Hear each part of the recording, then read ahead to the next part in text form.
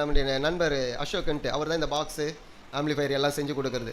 சிலர் வருவாங்க பாருங்கள், ஒயிட் அண்ட் ஒயிட்டில் வந்து உட்காருவாங்க, உட்காந்துட்டு பேசுவாங்க. ஏற்கனவே அந்த வரவங்களுக்கு கம்மியாக தான் செஞ்சு கொடுப்பான்.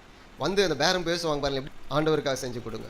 ஒரு முறை கேட்டேன், இதை ஆண்டவருக்காக செஞ்சு கொடுங்க. நான் சொன்னேன், ஆண்டவர் அதை யூஸ் பண்ண மாட்டார், யூஸ் பண்ண தெரியாது அவருக்கு.